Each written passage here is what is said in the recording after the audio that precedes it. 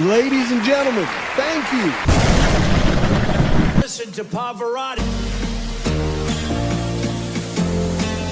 Can I be your superhero? I listened to all the arguments around the case right now against Ann Taylor and team handling any of Kohberger's litigation going forward.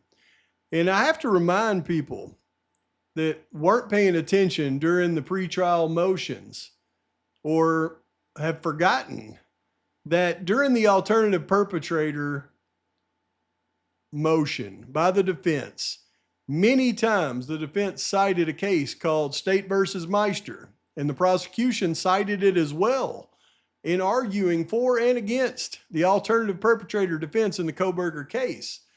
And one only has to be familiar with State versus Meister to understand the ramifications of everything we're talking about now as it relates to any possible litigation for Brian Kohberger after the conviction.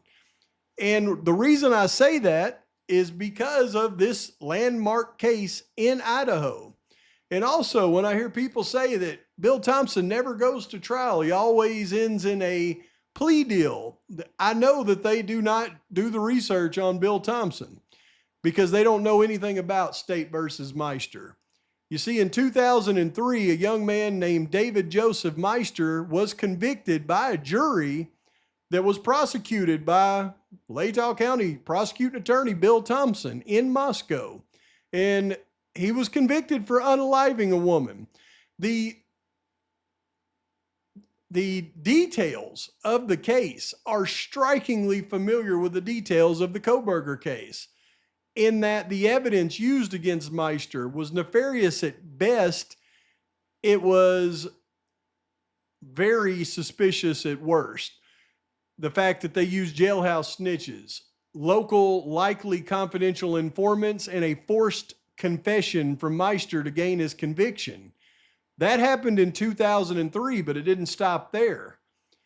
In 2009, David Meister filed his appeal with the Supreme Court of Idaho, and the Supreme Court of Idaho ruled that David Meister should have been allowed to offer alternative perpetrator evidence in his trial.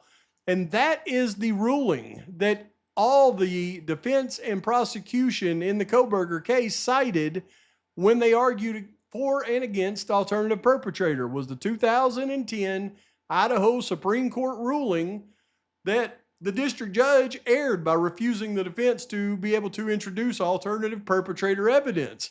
And it got David Meister a new trial. In the new trial, even more nefarious happened, and prosecuting attorney Bill Thompson prosecuted him again and got him convicted by a jury of his peers. And this time, Meister was sentenced to 2 consecutive life sentences. From there, it did not stop. December 24, 2018, David Meister lost his bid for post-conviction relief with the assistance of his court-appointed post-conviction relief attorney, Kathy Mabbitt. That's right, the coroner in the Kohberger case was assigned as his post-conviction relief attorney. One only has to look at the decision by the appellate court against David Meister and the copies that were sent to his attorney at the time, Catherine Mary Mabbitt. So, when Mabbitt represented Meister in his state-level appeal, she was arguing that his original trial and direct appellate counsel were ineffective. Mabbitt was arguing this. When he moved beyond the state system to file his federal writ of habeas corpus, the federal law required him to focus strictly on the constitutional violations that occurred during his actual conviction process. Defects or poor performance by an attorney, Kathy Mabbitt, in the state post-conviction relief proceedings are not recognized as independent grounds for federal habeas corpus relief. So Meister couldn't even cite deficiencies by Mabbitt in his writ for habeas corpus. What did that lead to? Well, it led to today Meister having to serve out his 2 consecutive life sentences for a crime I don't believe he committed. And he is now a jailhouse advocate for other inmates in many different circumstances.